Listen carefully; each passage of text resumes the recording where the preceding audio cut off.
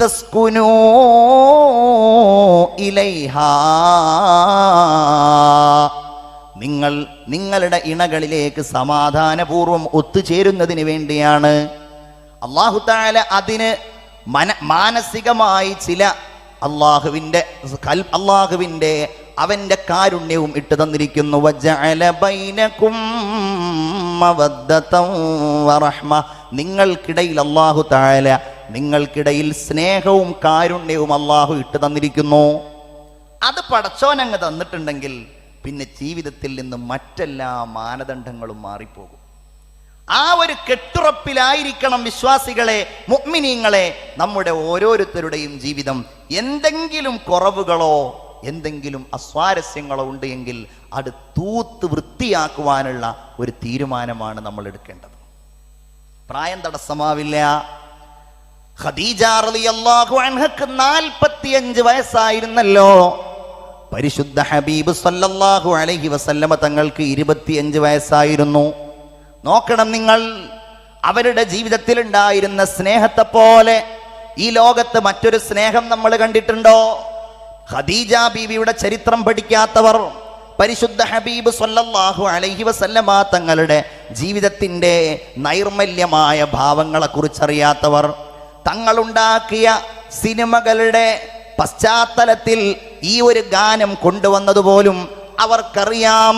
ഖദീജ റളിയല്ലാഹു അൻഹയുടെ സ്നേഹത്തെക്കുറിച്ചെന്നാണ് ഞാൻ മനസ്സിലാക്കുന്നത്. അതവർക്കറിയാം.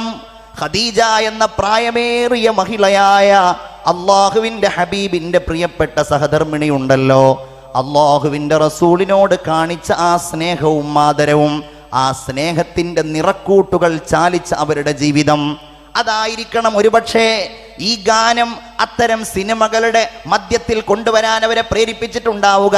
ഞാൻ അതിനെ അനുകൂലിക്കുകയല്ല ചെയ്യുന്നത്, എന്നാലും അതിനങ്ങനെ ഒരു ഭാഗമുണ്ട് എന്ന് നമ്മൾ മനസ്സിലാക്കണം. ആ സ്നേഹത്തിന് പ്രായം തടസ്സമായില്ല, രോഗം തടസ്സമായില്ല.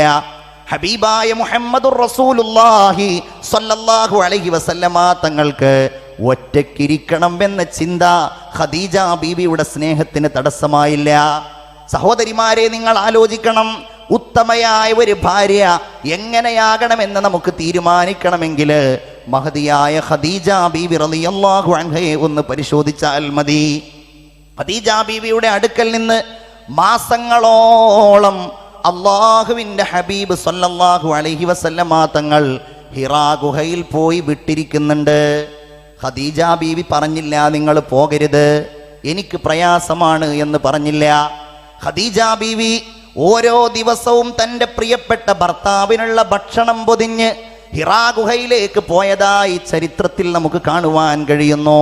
ചെങ്കുത്തായ നിൽക്കുന്ന ആ മലയുടെ മുകളിലേക്ക് 50 വയസ്സ് കഴിഞ്ഞ വയോവൃദ്ധയെ പോലെയുള്ള ഖദീജ ബീബി റളിയല്ലാഹു അൻഹ പോകുന്നത്, അള്ളാഹുവിൻ്റെ ഹബീബ് സ്നേഹത്തോടെ ഖദീജ ബീബിയോട് സംസാരിക്കുന്നത്, വജഅല ബൈനകും മവദ്ദതൻ വറഹ്മ, നിങ്ങൾക്കിടയിൽ അല്ലാഹു തആല സ്നേഹവും കാരുണ്യവും നിക്ഷിപ്തമാക്കിയിരിക്കുന്നു എന്ന വചനമാണ് നമ്മെ ബോധ്യപ്പെടുത്തുന്നത്. ചിന്തിച്ചു നോക്കൂ നിങ്ങൾ, മഹദിയായ ഖദീജ റളിയല്ലാഹു അൻഹയുടെ അടുക്കലേക്ക് വളരെ ഭയന്നുകൊണ്ട് പേടിച്ചവശനായി അള്ളാഹുവിൻ്റെ റസൂല് കടന്നു വരുന്ന ഒരു രംഗമുണ്ട്. റമളാൻ മാസമാണല്ലോ. 27-ാം രാവിൽ ഹിറാ ഗുഹയിൽ ഏകനായിരിക്കുന്ന പ്രവാചകന്റെ അടുക്കലേക്ക് അതുവരെ കണ്ടിട്ടില്ലാത്ത മുഖറബായ മലക്ക് ജിബ്രീൽ അലൈഹിസ്സലാം വന്നുകൊണ്ട് ഇഖ്റ എന്ന് പറഞ്ഞപ്പോൾ പേടിച്ചവശനായി ആ മലയുടെ മുകളിൽ നിന്ന് താഴെ കോടി വന്ന് തൻ്റെ വീട്ടിലേക്ക് കടന്നു ചെന്ന് റസൂലുള്ളാഹി തൻ്റെ പ്രിയപ്പെട്ട ഖദീജ ബീവിയോട് പറയുന്നത്, സമ്മിലൂനി, എനിക്ക് പനി ബാധിച്ചിട്ടുണ്ട്, ഞാൻ ഇന്ന രീതിയിലുള്ള കാഴ്ചകൾ കണ്ടിട്ടുണ്ട്. ഖദീജ ബീവി ഒരിക്കലും മുഹമ്മദുർ റസൂലിനെ ആക്ഷേപിച്ചില്ല, അവിടുത്തെ അഭിമാനത്തെ ചോദ്യം ചെയ്തില്ല. സ്നേഹത്തോടെ അവിടുന്ന് പുതപ്പ് കൊണ്ട് മൂടി. പ്രഭാതമാകാൻ ഒരല്പസമയം മാത്രമേ ബാക്കിയുള്ളൂ. പ്രഭാതമാകുന്നത് വരെ ഉറങ്ങാതെ ഹബീബ് ഉറങ്ങുന്നതും നോക്കി തൻ്റെ കട്ടിലിൽ ഇരുന്നിട്ട് നബി തിരുമേനിയുടെ ഉറക്കിൽ ഖദീജ ബീവി തൻ്റെ എല്ലാ താല്പര്യവും തൻ്റെ എല്ലാ ആഗ്രഹവും അറിയാൻ വേണ്ടിയിട്ട്, തൻ്റെ സ്വപ്നങ്ങൾ പൂവണിയുമോ എന്നറിയാൻ വേണ്ടി തൻ്റെ വീട്ടിൽ നിന്ന് പുറത്തേക്ക് ഇറങ്ങുകയാണ്. വറഖത്ത് ഇബ്നു നൗഫലിൻ്റെ അടുക്കലേക്ക് അദ്ദേഹത്തോട് ചെന്ന് ചോദിച്ചു. കാര്യങ്ങളെല്ലാം വിശദീകരിച്ചു. ഖദീജ ബീവിയോട് വറഖത്ത് ഇബ്നു നൗഫൽ വരാനിരിക്കുന്ന പ്രവാചകനെ കുറിച്ച് അറിയിച്ചു കൊടുത്തു. നിങ്ങളുടെ ഭർത്താവിൻ്റെ അടുക്കലേക്ക് വന്നത് ഇന്നയാളായിരിക്കും എന്നൊക്കെ പറഞ്ഞ് മാലാഖയെ കുറിച്ച് എല്ലാം പറഞ്ഞ് ഖദീജ ബീവി റളിയല്ലാഹു അൻഹയെ ബോധ്യപ്പെടുത്തിയപ്പോൾ, നിങ്ങൾ ചിന്തിച്ചു നോക്കണം എൻ്റെ പ്രിയപ്പെട്ട സഹോദരിമാരെ, വീട്ടിലേക്ക് വരുമ്പോൾ അള്ളാഹുവിൻ്റെ ഹബീബ് സല്ലല്ലാഹു അലൈഹി വസല്ലം കട്ടിൽ എഴുന്നേറ്റിരിക്കുന്നു. ഖദീജ ബീവി വന്നു, തൻ്റെ അടുക്കലേക്ക് സ്വീകരിച്ചിരുത്തി. എന്നിട്ട് ഖദീജയുടെ കൈ പിടിച്ചു. ഖദീജയോട് പറഞ്ഞു, ഖദീജ, നിന്നോടൊരു പ്രത്യേക കാര്യം എനിക്ക് പറയുവാനുണ്ട്. അതെന്താണ്? എൻ്റെ അടുക്കലേക്ക് വന്നത് അള്ളാഹുവിൻ്റെ മലക്കായ ജിബ്രീലാണ്. എൻ്റെ അടുക്കലേക്ക് വീണ്ടും വന്നിരുന്നു ഖദീജ. എന്നോട് ചോദിച്ചു, പുതപ്പിട്ട് മൂടുന്നവനെ എഴുന്നേൽക്കൂ എന്നോട് പറഞ്ഞു. അതുകൊണ്ട് ഖദീജ ആ കണ്ണുകളിലേക്ക് നോക്കി അള്ളാഹുവിൻ്റെ ഹബീബ് പറയുകയാണ്, ഞാൻ അള്ളാഹുവിൻ്റെ റസൂലാണ്. അള്ളാഹു അല്ലാതെ ആരാധനക്കർഹനായി മറ്റൊരാളുമില്ല. നീ എന്നെ വിശ്വസിക്കണമെന്ന് ഖദീജയുടെ കൈകൾ പിടിച്ച് പറയുമ്പോൾ അതിൽ ഒരു സംശയവും പ്രകടിപ്പിക്കുന്നില്ല. തൻ്റെ ഭർത്താവ് ഇത്രയും കാലം ജീവിച്ച ജീവിതത്തിൻ്റെ ഓരോ ഘട്ടങ്ങളും വളരെ കൃത്യമായി അറിയാവുന്ന മഹദിയായ ഖദീജ ബീവി ലോകത്തുള്ള കോടാനകോടി വിശ്വാസികളിലെ ആദ്യത്തെ ആളായി അഷ്ഹദു അല്ലാ ഇലാഹ ഇല്ലല്ലാഹ് വ അന്നക റസൂലുള്ളാഹ്. ഖദീജ ബീവിയാണ് ലോകത്തെ ആദ്യത്തെ വിശ്വാസിയായി മാറിയത്. തൻ്റെ പ്രിയപ്പെട്ട ഭർത്താവിനോട്, ഹബീബായ നബിയോട് അള്ളാഹു ഹൃദയത്തിൽ നൽകിയിരിക്കുന്ന സ്നേഹവും കാരുണ്യവും കാരണത്താൽ മഹദിയായ ഖദീജത്തുൽ കുബ്ര റളിയല്ലാഹു അൻഹക്ക് അള്ളാഹു ഉന്നതമായ സ്ഥാനം നൽകി. അഷ്ഹദു അല്ലാ ഇലാഹ ഇല്ലല്ലാഹ് അസ്അലുക്കൽ ജന്ന വഅഊദു ബിക മിനന്നാർ എന്ന ആവേശത്തോടെ അഷ്ഹദു അല്ലാ ഇലാഹ ഇല്ലല്ലാഹ് അസ്തഗ്ഫിറുല്ലാഹ് അസ്അലുക്കൽ ജന്നത വഅഊദു ബിക മിനന്നാർ. ഇസ്ലാമിക ചരിത്രത്തിൽ വളരെ പ്രസിദ്ധനായ മഹാനാണ് ശുറൈഹുൽ ഖാദി എന്ന മഹാനായ മനുഷ്യൻ. അദ്ദേഹം കല്യാണം കഴിച്ചത് ആ കാലഘട്ടത്തിൽ അറിയപ്പെടുന്ന മഹാനായ ഒരു പണ്ഡിതന്റെയും സ്വാത്വികയായ അവിടുത്തെ ഭാര്യയുടെയും മകളായ സൈനബ് റളിയല്ലാഹു അൻഹയായിരുന്നു. സൈനബ് റളിയല്ലാഹു അൻഹ മണിയറയിലേക്ക് അവർ കടന്നു ചെന്നപ്പോൾ അവർ രണ്ടുപേരും എടുത്ത തീരുമാനം, നമുക്ക് രണ്ടാളുകൾക്കും 2 റക്അത്ത് സുന്നത്ത് നിസ്കരിച്ചാലോ എന്നതായിരുന്നു. അത് കഴിഞ്ഞവർ നടത്തുന്ന പരസ്പരമുള്ള സംഭാഷണം ശുറൈഹുൽ ഖാദിയുടെ ജീവിതത്തിൽ നമുക്ക് കാണുവാൻ കഴിയും. രണ്ടാളുകളും സ്നേഹത്തോടെ സംസാരിക്കുകയാണ്. അള്ളാഹുവിൻ്റെ വിധിയെക്കുറിച്ച് അവർ അത്ഭുതപ്പെടുകയാണ്. തൻ്റെ ഇഷ്ടങ്ങളും തൻ്റെ അനിഷ്ടങ്ങളും, തൻ്റെ മാതാപിതാക്കളുടെ മഹത്വങ്ങളും, തൻ്റെ മാതാപിതാക്കളോട് പെരുമാറേണ്ട കാര്യങ്ങളും എല്ലാം അന്വേഷിച്ചുകൊണ്ട് റഹ്മാനായ റബ്ബ് സുബ്ഹാനഹു വ തആല അവർക്ക് സന്തോഷത്തോടെ മുന്നോട്ട് പോകാനുള്ള പ്രാർത്ഥന പരസ്പരം നിർവഹിച്ചുകൊണ്ട് അവർ പരസ്പരം സംസാരിച്ച് ഖബറിനെ കുറിച്ച് അവരോർത്ത്, മഹ്ശറിനെ കുറിച്ച് അവരോർത്ത് തങ്ങളുടെ ആദ്യ രാത്രിയിൽ അവർ കഴിഞ്ഞുകൂടുകയും തന്നെയുമല്ല, അവർ രണ്ടുപേരും പരസ്പരം പറഞ്ഞ കാര്യങ്ങൾ നമുക്ക് കാണുവാൻ കഴിയും. എന്താണ് തൻ്റെ ഭർത്താവിൻ്റെ ഇഷ്ടങ്ങൾ, തൻ്റെ ഭർത്താവിൻ്റെ അനിഷ്ടങ്ങൾ എന്താണ്? ആ രാത്രി കൊണ്ട് ഇത് മുഴുവൻ മനസ്സിലാക്കുകയും പിൽക്കാലത്ത് അവരുടെ ജീവിതത്തിൽ ഒരിക്കൽ പോലും മനസ്സുകൊണ്ട് പോലും ഒരു വെറുപ്പുമില്ലാതെ അവർ മുന്നോട്ട് പോവുകയും ചെയ്തു എന്നവരുടെ ജീവിതത്തിൽ നമുക്ക് കാണുവാൻ കഴിയും. മഹാനായ അബ്ദുല്ലാഹ് ഇബ്നുൽ മുബാറക് റളിയല്ലാഹു അൻഹുവിൻ്റെ പിതാവായ മുബാറക് എന്ന മഹാനായ മനുഷ്യൻ, നമ്മൾ മനസ്സിലാക്കേണ്ട കാര്യം, അങ്ങനെ എല്ലാ രീതിയിലും ഉത്തമരായാൽ മാത്രമേ നല്ല ഭാര്യയിൽ നിന്നും നല്ല ഭർത്താവിൽ നിന്നും നല്ല മക്കളുണ്ടാവൂ എന്നുള്ളതാണ്. അടിസ്ഥാനപരമായിരിക്കുന്ന കാര്യം എൻ്റെ പ്രിയപ്പെട്ട സഹോദരിമാരെ, നമ്മുടെ ജീവിതത്തിൻ്റെ ഓരോ ഘട്ടങ്ങളിലും ദീനിൻ്റെ അടിസ്ഥാനങ്ങൾ നമ്മൾ നിലനിർത്തുക എന്ന് തന്നെയാണ്. അബ്ദുല്ലാഹിബ്നുൽ മുബാറക് റളിയല്ലാഹു അൻഹുവിൻ്റെ പിതാവായ മുബാറക് വലിയ ഒരു അടിമയായിരുന്നു. അടിമയായിരുന്ന മുബാറക് എന്ന മനുഷ്യൻ ഒരു വലിയ മുന്തിരിത്തോട്ടത്തിൻ്റെ മേൽനോട്ടക്കാരനായിരുന്നു. യജമാനന് വലിയ മുന്തിരിത്തോട്ടമുണ്ടായിരുന്നു. എല്ലാ ദിവസവും രാവിലെ മുന്തിരിത്തോട്ടത്തിൽ വന്ന് വൈകുന്നേരം വരെ അത് നനയ്ക്കുകയും മുന്തിരി വിൽക്കേണ്ട സമയത്ത് അത് പറിക്കുകയും ഒക്കെ ചെയ്യുക എന്നതായിരുന്നു മുബാറക്കിൻ്റെ ദൗത്യം. അങ്ങനെ ഒരു ദിവസം യജമാനൻ്റെ കുറച്ച് കൂട്ടുകാർ ഈ തോട്ടത്തിലേക്ക് വന്നു. അങ്ങനെ മുബാറക്കിനെ വിളിച്ചിട്ട് അവർ പറഞ്ഞു, ഈ യജമാനൻ പറഞ്ഞു, നല്ല മധുരമുള്ള കുറച്ച് മുന്തിരി കൊണ്ടുവരൂ. മുബാറക്കാകെ പേടിച്ചുപോയി. ഏതായാലും അവിടെ നിന്ന് കുറച്ച് പഴുത്തതെന്ന് തോന്നിയ കുറച്ച് മുന്തിരികൾ കൊണ്ടുവന്നു. യജമാനൻ അത് വായിലിട്ട് നോക്കിയപ്പോൾ നല്ല പുളിയാണ്, പലതും പഴുത്തിട്ടില്ല, ഒന്നും ഒരു റാഹത്തായി തോന്നിയില്ല, സന്തോഷമായി തോന്നിയില്ല. ആ സമയത്ത് യജമാനൻ വല്ലാതെ ദേഷ്യപ്പെട്ടു. ഇത്രയും കാലം നീ ഈ തോട്ടം നോക്കിയിട്ട് നിനക്ക് മധുരമുള്ളതേതാണ് പുളിയുള്ളതേതാണ് എന്ന് തിരിച്ചറിയാൻ കഴിഞ്ഞിട്ടില്ലേ എന്ന് ചോദിച്ച് ദേഷ്യപ്പെട്ടു. അപ്പോൾ മുബാറക്ക് പറഞ്ഞു, താങ്കൾ എന്നെ ഏൽപ്പിച്ചിരിക്കുന്നത് മുന്തിരി കഴിക്കാനല്ലല്ലോ, നിങ്ങൾ എന്നെ ഏൽപ്പിച്ചിരിക്കുന്നത് ഇതിൻ്റെ മേൽനോട്ടം നിർവഹിക്കുവാനല്ലേ. ഞാനത് വളരെ കൃത്യമായി ചെയ്തിട്ടുണ്ട്. ഇന്ന് വരെ ഒരിക്കൽ പോലും ഞാനിതിൽ നിന്ന് ഒരു മുന്തിരി പോലും കഴിച്ചിട്ടില്ല എന്ന് പറഞ്ഞു.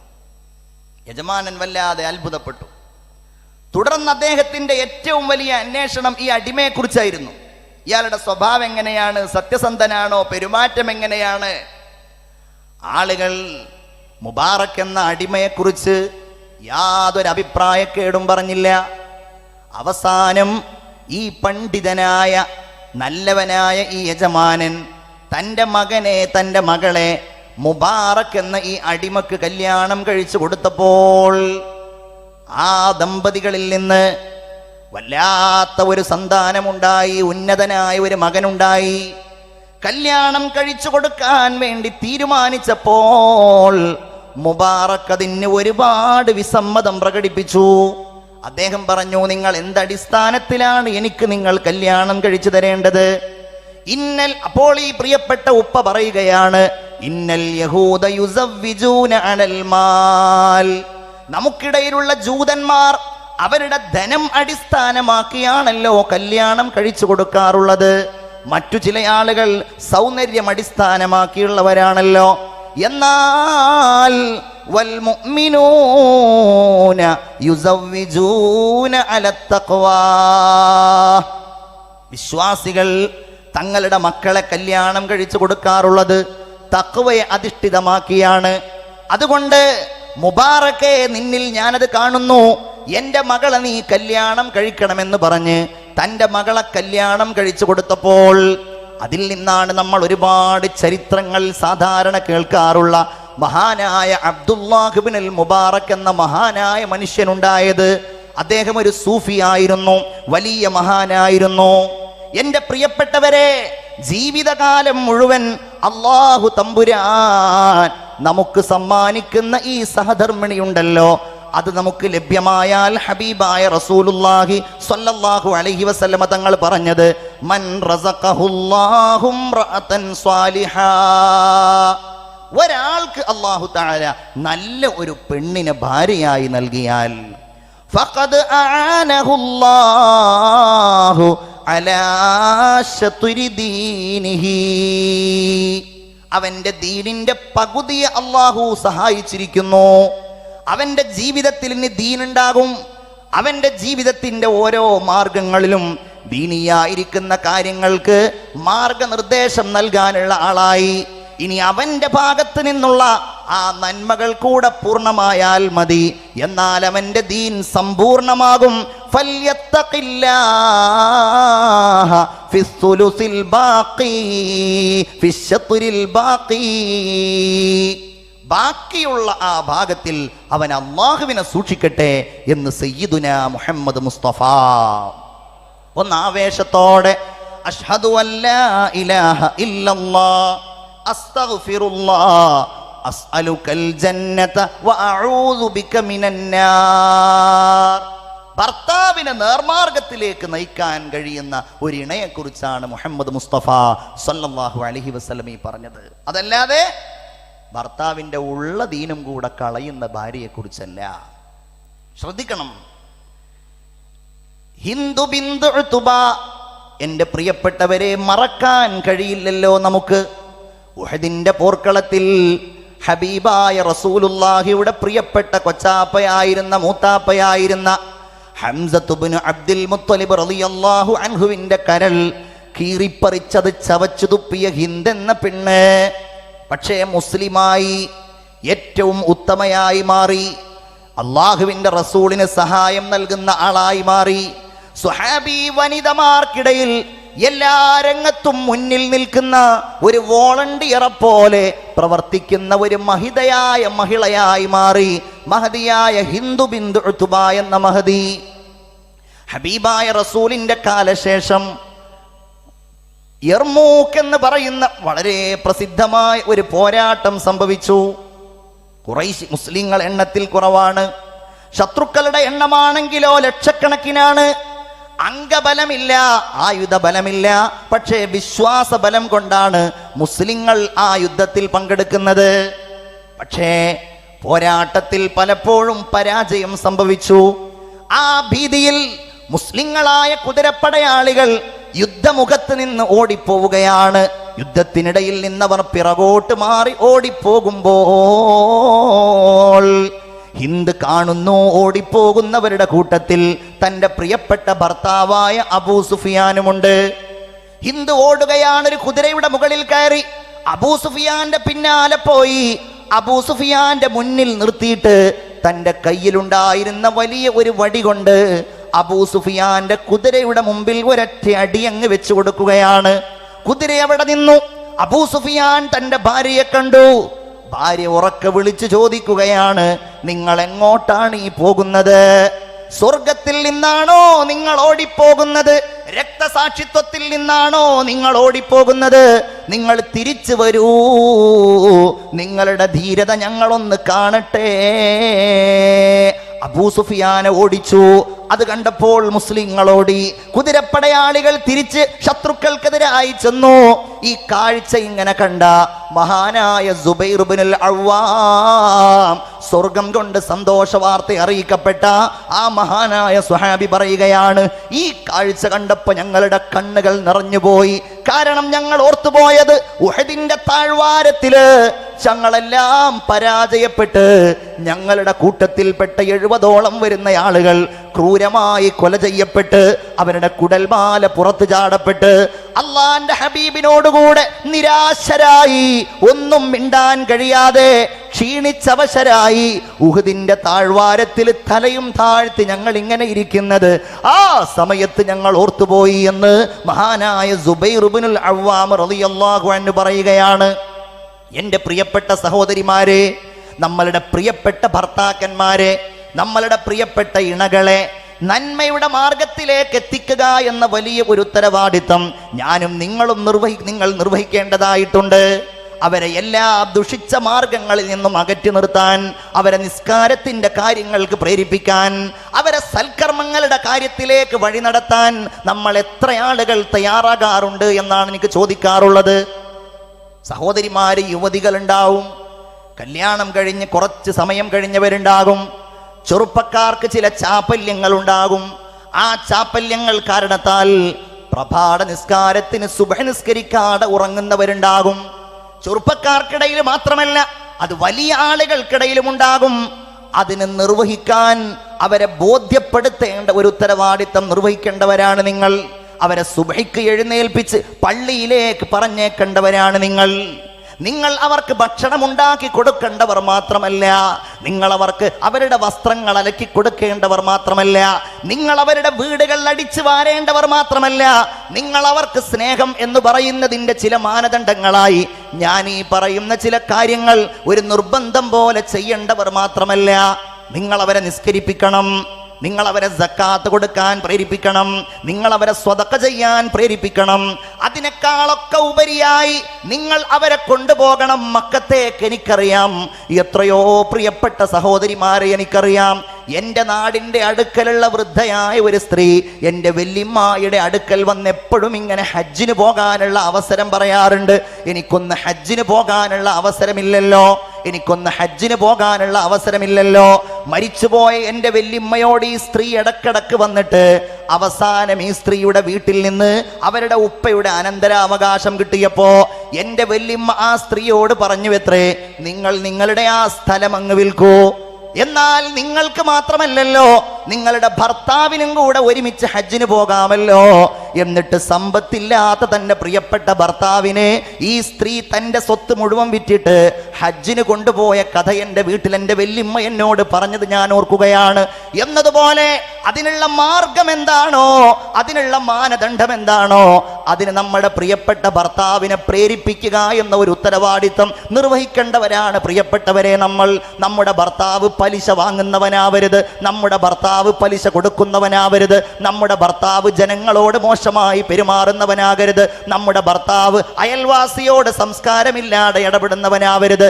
നമ്മുടെ ഭർത്താവ് ഹബീബായ പ്രവാചകർ സ്വല്ലല്ലാഹു അലൈഹി വസല്ലമ തങ്ങൾ പറഞ്ഞ ആ ഒരു വിശേഷണങ്ങളുള്ള സൽഗുണ സമ്പന്നയായി മാറാൻ നിങ്ങൾക്ക് സാധ്യമാകണം. ഹബീബായ മുഹമ്മദ് മുസ്തഫ, സ്വലാത്ത് ചൊല്ലൂ മുഹമ്മദ് മുസ്തഫ സല്ലല്ലാഹു അലൈഹി വസല്ലമ തങ്ങൾ പറയുകയാണ്, മൻ തസവ്വജ ഇംറഅതൻ ലിഇസ്സിഹാ, ഒരാളൊരു പെണ്ണിനെ കല്യാണം കഴിച്ചത് പ്രതാപത്തിന് വേണ്ടിയാണ് എങ്കിൽ ഇവനതിൽ യാതൊരു ഉത്തരവാദിത്വമല്ല. എന്നാൽ അവരാഗ്രഹിക്കുന്നത്, എത്ര ആളുകളുണ്ട് എന്നറിയോ, ചില കല്യാണ അന്വേഷണങ്ങളൊക്കെ നമ്മളോട് വന്ന് പറയുമ്പോൾ നമ്മൾ ആ വിഷയത്തിൽ പലപ്പോഴും അത്ഭുതപ്പെട്ടു പോകാറുണ്ട്. MBBS കാരിയായ പെൺകുട്ടിയെയാണ് ഡോക്ടറായ തൻ്റെ മകന് തേടുന്നത്. MBBS കാരിയെ തേടുമ്പോ ആ MBBS കാരിയായ പെൺകുട്ടി ഉണ്ടല്ലോ, ഒരു ദരിദ്ര കുടുംബത്തിൽ നിന്ന് MBBS കാരിയായി വന്നതാണ്. നല്ല പഠിക്കുന്ന കുട്ടി, എല്ലാ രംഗത്തും വിജയം നേടിയ കുട്ടി, എല്ലാം കൊണ്ടും ഈ ചെറുപ്പക്കാരന് യോജിക്കുമെന്ന് കരുതിയിട്ട്, പക്ഷെ ആ കുടുംബം സമ്മതിക്കുന്നില്ല. കാരണം പണമില്ല. അവർക്ക് വേണ്ടത് പണം എന്ന പ്രതാപമാണ്. പണം ഒരു പ്രതാപമാണല്ലോ, പണമുള്ളവർക്കൊരു പ്രതാപമുണ്ടാകുമല്ലോ. അള്ളാഹുവിന്റെ റസൂല് പറയുകയാണ്, ലം യസ്ദദില്ലാഹു ഇല്ലാ ദുല്ലാ, അള്ളാഹു നിന്ദയല്ലാതെ മറ്റൊന്നിനെയും അവരിൽ വർദ്ധിപ്പിക്കുകയില്ല.